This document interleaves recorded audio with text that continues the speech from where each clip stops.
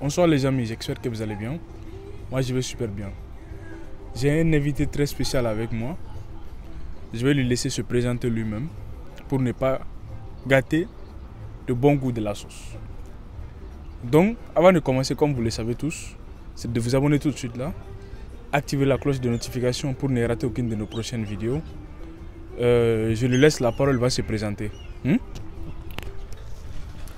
Bonjour, je m'appelle Adam Bichara. Je suis le CEO de Africa Shop. Je suis aussi le cofondateur de Beauté Bio. Je suis aussi le président d'une grande association à la pollution de l'environnement. Je suis aujourd'hui l'invité de M. Madi Keita.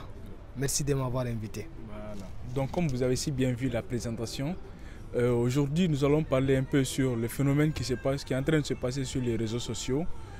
Dubaï porta Poti. Mais comme vous le savez tous, avant de commencer la vidéo, je vais vous faire écouter une note vocale d'une personne qui a été victime de ce genre de choses là. Ok, let's go. J'ai été première dauphine de mon pays, que je vais taire le nom, sinon je serai très vite reconnue. J'ai été donc à Dubaï pour la première fois avec une amie qui a l'habitude d'y aller. Elle m'a dit que là-bas on peut se faire des couilles en or, c'est-à-dire avoir beaucoup d'argent. Elle m'a offert le billet d'avion et l'hébergement et elle m'a dit qu'on ira juste pour 5 jours, histoire voilà, de me faire profiter, etc. Arrivé donc sur place, c'était waouh, j'étais complètement émerveillée par ce pays et par ce monde en fait. Tout brille et tout fouette à l'œil. Je me suis donc dit, ah vraiment, je suis née du mauvais côté en fait. Ça m'a fait rêver. Le 3e jour de mon séjour, je me suis fait aborder par un inconnu. Un homme que quand tu le regardes, tu sais qu'il est plein aux as quoi.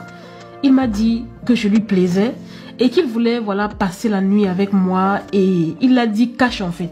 Il m'a également dit que il me payerait ça en échange d'une journée shopping dans des boutiques de mon choix et une forte somme d'argent dont je vais taire le montant. Étonnée donc de sa proposition, voilà, j'en parle à mon amie et elle me dit qu'ici à Dubaï, c'est comme ça. Mais d'après elle, je ne devais rien craindre parce que je devais penser à tous les sacs, tous les accessoires de marque, etc. que je pouvais avoir en une seule journée et sans compter la grosse somme d'argent que j'aurais eu en échange de juste une seule nuit. J'ai donc fait l'erreur d'accepter cet échange. Alors le rendez-vous était fixé pour le lendemain. Le jour J, un homme est venu me chercher à 10 heures précises dans mon hôtel et m'a amené voir le monsieur et il m'a fait signer un contrat de confidentialité qui stipulait que pour une nuit, j'avais droit à tout ce dont j'avais besoin, c'est-à-dire tout ce que j'ai cité un peu plus haut. Sans tarder, il a donc remis un sac de billets au type qui était venu me chercher et il lui a dit de m'amener faire les boutiques et il a remis une grosse enveloppe contenant une grosse somme d'argent. J'ai passé vraiment une journée de rêve entre les grosses boutiques, etc. Pour la première fois, je pouvais m'offrir un sac Chanel et des sandales Hermès et même plus encore. Après mon shopping, le mec m'a posé à mon hôtel et m'a dit de me préparer pour 22 heures, comme quoi il allait revenir me chercher pour accomplir ma mission en fait. Tellement heureuse de mes achats, je me fichais vraiment de la suite. Et Dieu, mon calvaire allait commencer. Il n'était pas seul, il y avait 4 autres hommes avec lui. Et je n'avais même pas le droit de parler, je devais juste subir. Moi qui croyais que c'était juste une partie de jambes en l'air avec un homme. Non, pas du tout, c'était plus que ça. Et j'étais leur objet de niasse. Comme leur objet d'expérience en fait. Je devais juste subir. Ils m'ont pris dans tous les orifices. Ils ont mis des objets en moi et ils m'ont étouffé avec leur bangala jusqu'à vomissement. Ils m'ont même fait boire mon vomi et imaginez, il y a même un qui a pissé jusqu'à faire caca dans ma bouche et plein d'autres choses. Je pense que vous avez vu les vidéos qui circulent actuellement sur les réseaux sociaux.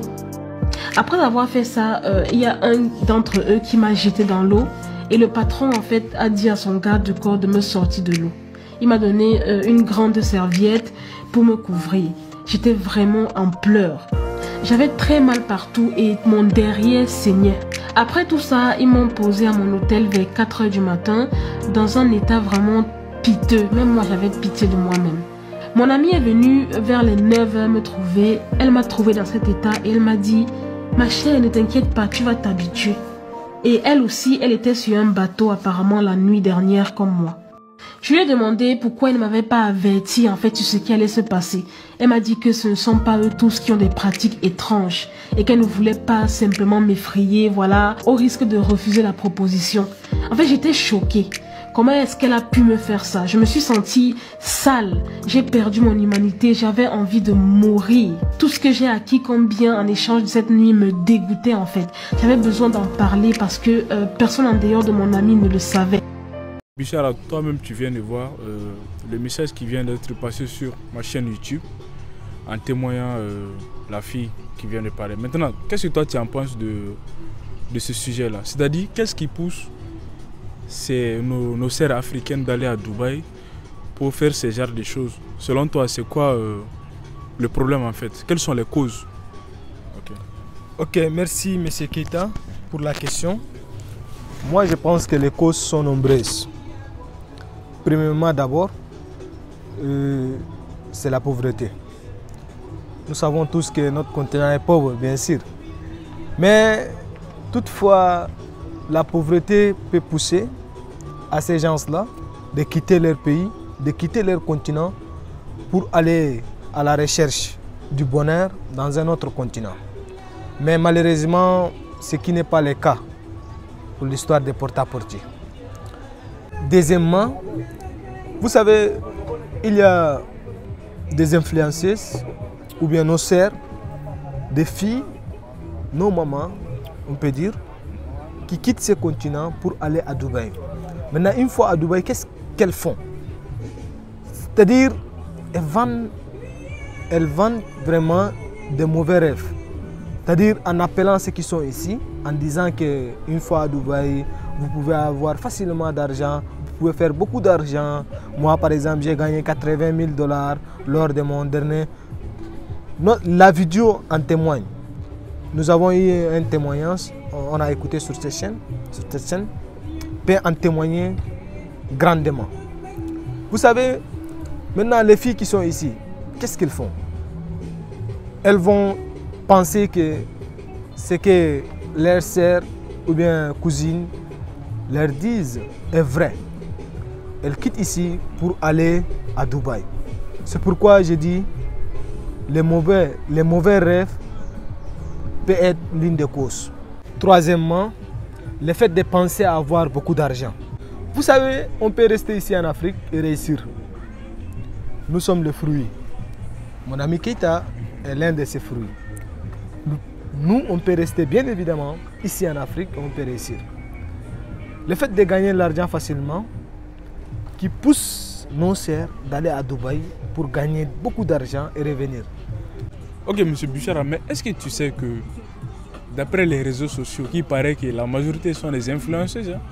Généralement même les influenceuses qui sont sur les réseaux sociaux en disant aux gens que oui, elles ont des grandes boutiques, en faisant croire aux gens que oui, et ce sont des entrepreneurs, alors que c'est ça leur travail à Dubaï. C'est-à-dire, ils partent à Dubaï, ils font ce genre de choses. Hein?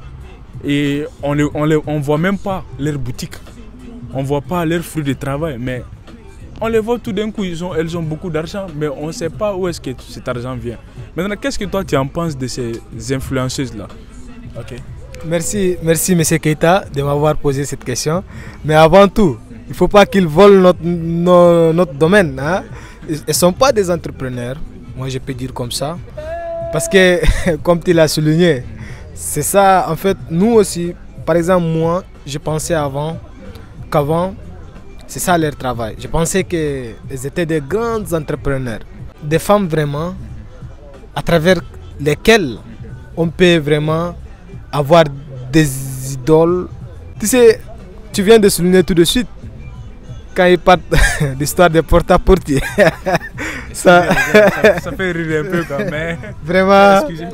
Vraiment, cette histoire, si je pense à cette histoire, je peux dire que je suis triste. Je suis triste. Mes sœurs, mes chères sœurs, vous pouvez bien rester ici en Afrique et réussir. Vous pouvez rester ici en Afrique et réussir. Et entreprendre. Maintenant, comment entreprendre? Pour entreprendre, il faut d'abord étudier. C'est-à-dire étudier même le domaine d'entrepreneuriat. Pour étudier, vous n'avez même pas besoin de dépenser une grosse somme ou bien une somme colossale. Vous avez juste besoin de faire des formations, des petites formations en entrepreneuriat qui sont disponibles. Les grands Keita aussi forment des gens. Je forme aussi des gens. Il y a plusieurs écoles qui forment des gens, des femmes, des filles. Des formations de 6 mois. Formation, ça dépend, 6 mois, 3 mois, ça dépend. Donc, après la formation, on peut vous aider à créer votre petite entreprise jusqu'à avoir des sources de revenus, c'est-à-dire gagner de l'argent. Donc, tout est possible. Donc, pour une femme digne, pour une africaine, on peut dire en étant un Sénégalais, une djambar. Donc vous pouvez bien rester ici et entreprendre, vous pouvez bien rester ici et réussir. Ça c'est la chose de honte.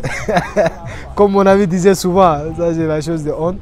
Donc vous pouvez bien rester ici et réussir. Donc monsieur Adam, quel est votre dernier mot? Mon dernier mot, je peux dire, nous pouvons retenir de cette histoire, de cette triste histoire. Nous sensibilisons nos sœurs de ne pas quitter ici, de ne pas écouter les gens, c'est-à-dire en les vendant des mauvais rêves, qu'ils partent là-bas pour découvrir les malheurs, cette malheur-là. Maintenant, mon dernier mot, je peux juste dire qu'elles peuvent rester ici et réussir ici. Elles peuvent rester et travailler, entreprendre ici en Afrique, bien évidemment. Donc, monsieur Bizarre, je voulais ajouter un truc très intéressant aussi. Si vous voyez que les Chinois quittent chez eux pour venir travailler ici, parce qu'ils savent qu'ici en Afrique, il y a beaucoup plus d'opportunités.